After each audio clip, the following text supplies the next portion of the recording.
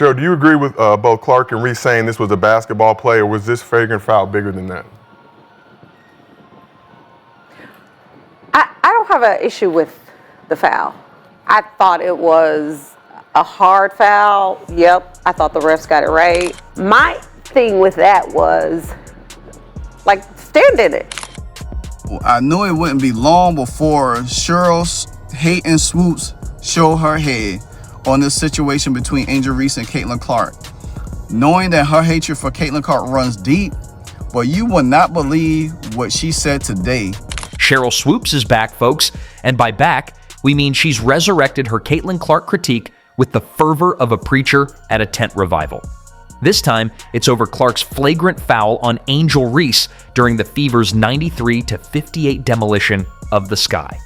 Reese drives for a layup, Clark wraps her up like a burrito, and Reese hits the floor harder than Swoopes' credibility after her 17th hot take. The refs slap Clark with a flagrant, Reese gets a tech for yelling, and Swoopes? Oh, she's already drafting her TED Talk on why Clark is problematic. Buckle up. This is less of a sports analysis and more like a WWE plotline. You knew Sheryl Swoopes was going to add her 2 cents here. She wanted Caitlin Clark to stand in there and keep in mind, Angel Reese is what, 6'4", Caitlin Clark's 6 foot. And and she got a problem with the fact that Aaliyah Boston grabbed Angel Reese. Well, Caitlin Clark's walking away. Why the hell are you going to grab her? Sheryl Swoopes is she can't help it. In the much-hyped Indiana Fever versus Chicago Sky matchup, Caitlin Clark just delivered a foul heard round the world, a full-on hard hit that sent Angel Reese sprawling across the court like a bowling pin hit by a strike. The scene was wild. Angel Reese popped back up like a toast from a toaster, mad as heck and ready to rumble. She had that, "Did this girl really just tackle me?" look on her face. But plot twist, Caitlin Clark wanted no part of the drama. Instead of standing her ground and engaging in a sequel to Love and Basketball, Grudge Match Edition, Caitlin just walked away. I don't think Caitlin Clark is wrong for walking away, but I also have no issue saying she shouldn't have, with someone saying she shouldn't have, because if you've played ball, you know that, like, sometimes, like, if you're gonna go and intentionally foul somebody and you know that they could react, you deal with it. That's right, Clark committed the hard foul and then casually walked out of the confrontation like she was late for her dinner reservation. She basically said, "Nothing to see here" with her body language and strolled off, leaving Angel Reese jaw-dropped and fuming. She was cooler than the other side of the pillow, sauntering away while chaos was about to erupt behind her. The audacity, or maybe the strategy. Either way, the crowd went bananas seeing her turn her back. Some fans loved the cold-blooded confidence, others booed like she just canceled Christmas. It was madness, folks. Oops. Returns to the Gills Arena podcast.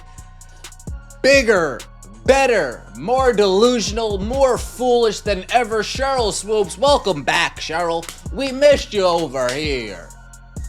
Caitlin Clark delivered a hard foul, and she walked away. It was a basketball play. Foul, you're not getting this layup. Walked away. That's it. Angel Reese stands up. Ah! Before Reese could close the distance and deliver whatever smoke she had planned, in swoops Aaliyah Boston to play peacemaker.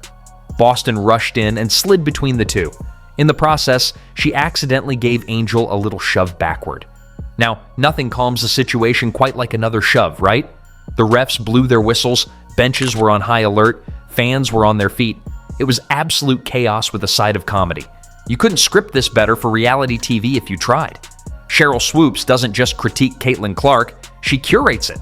Like a sommelier pairing wine with cheese, Swoopes has spent months nitpicking Clark's game, her demeanor, and probably her pre-game playlist. After the Reese foul, she went full scorched earth. On her podcast, Swoopes accused Clark of reckless entitlement, claiming she walked away like she owned the league post-foul. Never mind that Clark does own the league's ticket sales, merch revenue, and ESPN's highlight reel. But sure, Sheryl, let's pretend this is about sportsmanship and not your vendetta against the WNBA's Golden Goose. Sheryl Swoopes is so jealous of Caitlin Clark, and she will advocate violence on Caitlin Clark. She was on Gil's Arena's podcast talking about how she was cool with the foul, but she wasn't cool because Caitlin Clark walked away from Angel Reese when Angel Reese was chasing her and Aaliyah Boston had to step in. And mind you, she had a problem with Aaliyah Boston stepping in. So she wanted Caitlin Clark to stand there and get hit by Angel Reese. And also on top of that, now she's advocating for the All-Star game to be removed from Indiana. If you are enjoying, please subscribe. Sheryl Swoopes, WNBA legend, and Caitlin Clark's #1 critic on the planet. You know that one person who always has something to say at Thanksgiving dinner, no matter the topic? That's Sheryl whenever Caitlin's name comes up. The moment this foul went down, you could practically hear Swoopes cracking her knuckles and warming up her Twitter fingers. She didn't even need an invitation. She gave herself one. Within hours, Swoopes' commentary was making the rounds. And let me tell you, she came in hotter than Tabasco. Sheryl Swoopes hopped onto Gil's Arena and lit into Caitlin like she was giving a locker room motivational speech, except the only thing she wanted to motivate was a public pile-on. Swoopes said, and I quote, "I don't have a problem with the foul. My issue was with all the other stuff. Stand in it. Don't walk away." In other words, how dare Caitlin Clark commit a WWE SmackDown move and then not stick around for the encore? Sheryl basically scolded Caitlin for ghosting the confrontation she herself created. It's like yelling, "Food fight," in a cafeteria, tossing a pie, and then ducking out before anyone can throw one back. And Swoopes was not having it. She practically wanted Caitlin to plant her feet, puff her chest, and say, "Yeah, I fouled you hard. What of it?" Sheryl Swoopes wants to see degenerate activity. Sheryl Swoopes wants to see bottom of the barrel activity. Sheryl Swoopes wants to see a bunch of nonsense taking place on the court. Sheryl, if it was a hard foul, why would Angel Reese get up the way she did?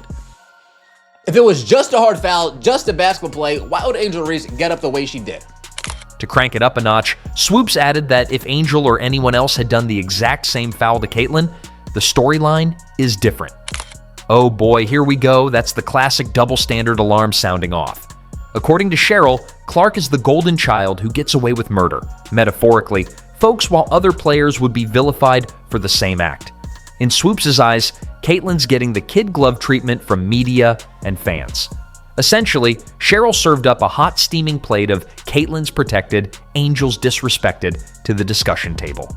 You could almost see the gleam in Swoopes' eye as she said it, like this was the gotcha she'd been waiting to unleash. Bias? Let's just say Sheryl Swoopes might be driving the anti-Caitlin Clark bandwagon bus, and she's been eagerly waiting at the stop for more passengers to hop on. Caitlin, if you're gonna foul, stand on it, Caitlin! Stand on it! What do they say in The Wizard of Oz? What did the lion say? Put him up, put him up! Is that what Sheryl Swoopes wanted to take place? Do these people just want to see Caitlin Clark get physically hurt? Did we not see her get physically hurt enough last year? Let's play a game of make-believe. Caitlin Clark, instead of walking away, instead of getting pulled away by her teammate, yeah, we'll get into it, she stands there. And what happens? Angel Reese yokes Caitlin Clark up, showing how mentally of a midget she is, showing how immature she is, showing how much of a degenerate she is. Is that what you wanted to take place, Sheryl? Now keep in mind, Sheryl Swoopes is a 4-time WNBA champion, a Hall of Famer, the OG of OGs. She's earned the right to speak her mind. But wow, her mind seems to have a permanent reservation under Critique Caitlin Clark, Party of One. This isn't the first time either. At this point, Sheryl's beef with Caitlin is juicier than a double cheeseburger at a county fair. Remember last year when Caitlin was shattering rookie records and hitting logo threes like layups? Swoopes went on record downplaying it, basically saying, "Meh, call me when she does this against real competition." She's that person who, if Caitlin cured cancer, would complain she put oncologists out of a job. The bias feels so real and so baseless, folks, that fans have started to question if Caitlin accidentally ran over Sheryl's cat or something. It's that personal. Swoopes looks at Caitlin's highlights like a strict school principal watching a class clown, arms folded, unimpressed, and ready to hand out detention. I mean, she got so much hate in her heart for this 6-foot white girl that's playing in the league, dominating everything. Let's talk about Caitlin's superstar draw in this equation, because it's the giant elephant in the room. This game was billed as Reese versus Clark, the rematch. And boy, did it live up to the hype. The ratings for that Fever Sky game broke local records. Tickets were resold at outrageous prices because everyone and their grandma wanted to see these two square off in the pros. We're talking about an atmosphere electric enough to power the city of Indianapolis for a week. 15,000 fans in the arena and probably another few million tuning in, all for a regular season game in May. Why? Caitlin freaking Clark, that's why. She's a walking box office hit. She could play a pickup game in a parking lot, and 5,000 people would show up with lawn chairs. The Caitlin Clark effect is so real that when she fouls someone, it leads SportsCenter, talk shows, and apparently inspires Hall of Famers to go on soapbox soliloquies. One word to describe Caitlin Clark. Amazing. Yes. A beast. She is the truth. She's the truth, and she was a rookie. Knock down the three-pointer, get to the rim. She can get to the free throw line. She's the crafty. Yeah, very crafty. Crafty, so sometimes she look like she's coming off for a three-point shot and she backdoors you for a layup. She gets her teammates involved. She can pass, she can shoot. Man, she is the complete... This is the kind of superstar draw we usually talk about with names like LeBron or Steph. But here she is in the WNBA, stirring up passion like it's the finals. So on one hand, you have Caitlin's massive popularity and talent fueling genuine growth in the women's game. She's selling out arenas, inspiring kids, making SportsCenter top 10s a routine. And on the other hand, you have critics like Swoops who seem almost irritated by it. It's the classic bright new star versus grumpy old guard dynamic. Swoops comes off like the grizzled veteran in a sports movie who just can't stand the cocky rookie phenom. We're basically living Hoosiers meets Mean Girls. And trust me, the irony isn't lost. By constantly verbally dunking on Caitlin, Swoops is kind of proving just how big a deal Caitlin is. I mean, if a four-time champ is devoting this much energy to criticize you, you've clearly arrived. Caitlin's living rent-free in Swoops' head at this point with a deluxe suite and complimentary breakfast. Go grab your own teammate, don't come grab my teammate. So where Aaliyah Boston went over to Angel and was kind of like, we ain't gonna do that. Like, to me, you gotta go get your own teammate.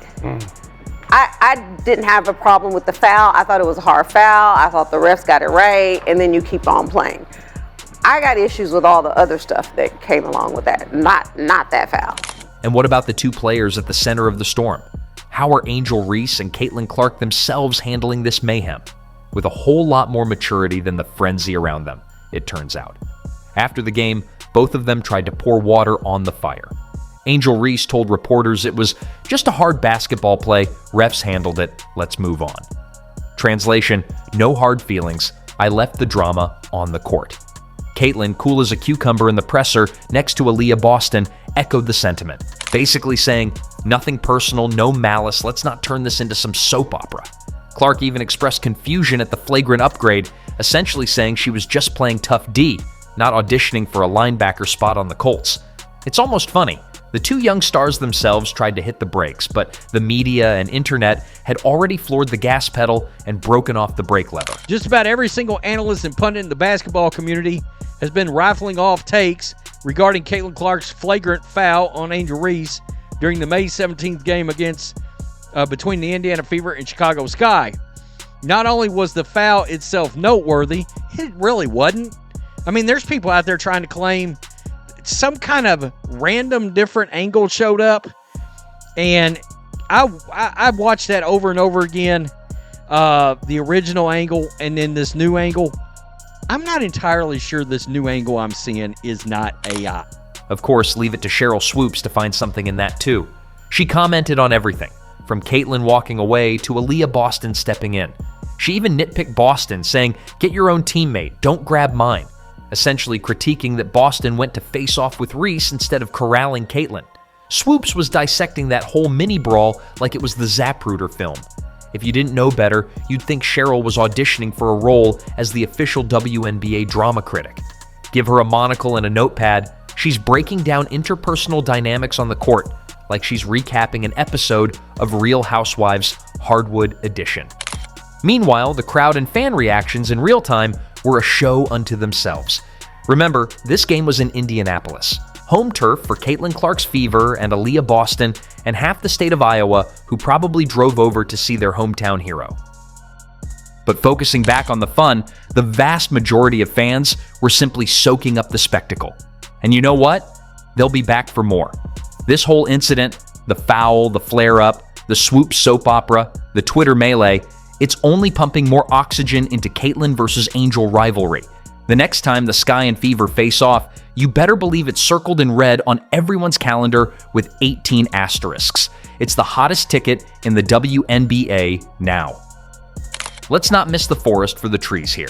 Caitlin Clark is a megastar, and megastars get mega reactions.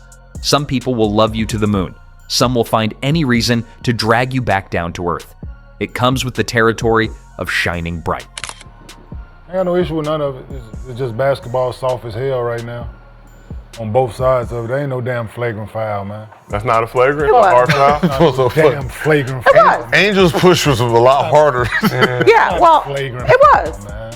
Not the initial part, but Caitlin later on pushed her. It I'm was. talking about the push before to get the Angel's push on They've called. They just trying to get control of the game. That's not a No, they flagrant weren't. foul. No, It's not a foul. they weren't Refs. trying to. Listen, they've Refs called trying to get- softer flagrant fouls in the NBA. I said it's all soft. So that's a flagrant foul. That's not a flagrant. For every sold-out arena chanting MVP. When Caitlin steps to the free throw line, there's a Sheryl Swoopes side-eyeing in the wings, ready to throw shade on her parade. It's the yin and yang of superstardom. In a weird way, it's almost complimentary. You're not truly at the top until someone who used to be there can't stop nitpicking you. And make no mistake, Swoopes' critiques, however over the top, only keep Caitlin's name in headlines longer. There's that old saying, there's no such thing as bad publicity, and Caitlin's PR team is probably sending Sheryl a thank you card as we speak with a coupon to a vision clinic because clearly Swoopes can't see how great Clark is. Sheryl Swoopes can hate, but here's the truth. Caitlin Clark is the WNBA's oxygen. Without her, the league suffocates in obscurity. The flagrant foul, a blip. The backlash, noise. Clark's already moved on, prepping for her next game, while Swoopes preps her next podcast rant. The lesson? Legends aren't made by tearing others down. They're built by lifting the game up. Clark's doing that every night. Sheryl, she's just yelling into a void.